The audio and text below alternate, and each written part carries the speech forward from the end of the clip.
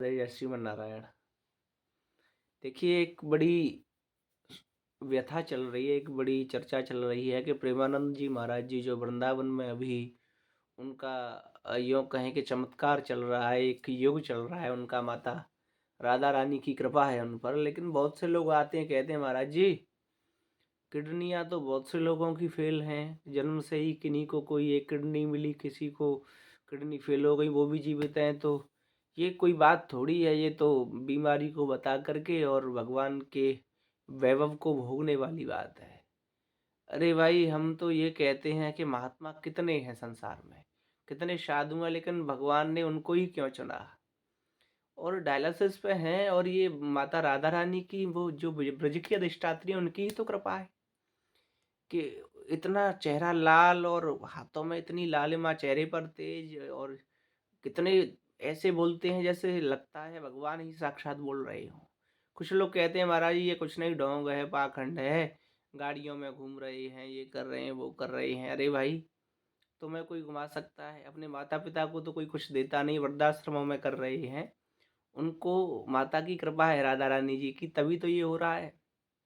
इतना वैभव, इतने सेलिब्रिटी मिलने आ रहे हैं नित्य प्रति। उनके परिक्रमा में देखें आप, सैकड़ों हजारों लोगों की भीड़ बनी रहती है। दर्शन भी नहीं हो पाते हैं, कई कई दिनों तक लाइनों में लगते हैं। तो कृपा तो है माता की, माता ब्रज की अधिष्ठात्री, उनकी कृपा है, उनके कृपा पात्र हैं। लोग कहते हैं डोंगी है, पाखंडी है, ये है, वो है। अरे भाई, ये संसार है, इसने परमात्मा भगवान राम को भी नहीं छोड़ा।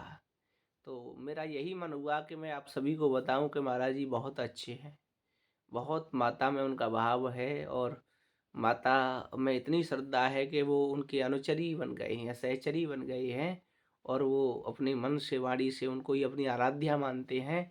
तो उन किशोरी जी की, श्यामा जी की कृपा से ही वह चल रहा है उनका सारा कार्य। उनको कोई किसी से लाभ या लोभ नहीं है, या कोई भी स्पृहा नहीं है। वो खुद कहते हैं कि मुझे कुछ मत दीजिए, आप केवल माता का नाम लीजिए, नाम जप कीजिए।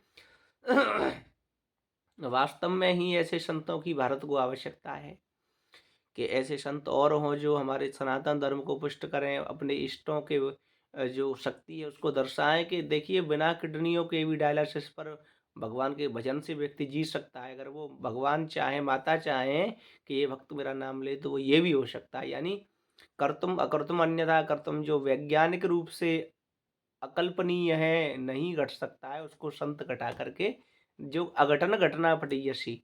तो महाराज जी को ऐसे शब्दों में कहना बंद करें, और आपकी श्रद्धा नहीं है तो आप दुख पाएंगे, पतन हो जाएगा। लेकिन साधु महत जन है वो, उनके बारे में ऐसी चर्चा ना करें। जय श्री राम, जय श्री राधे। महाराज जी को हमारा सादर प्रणाम।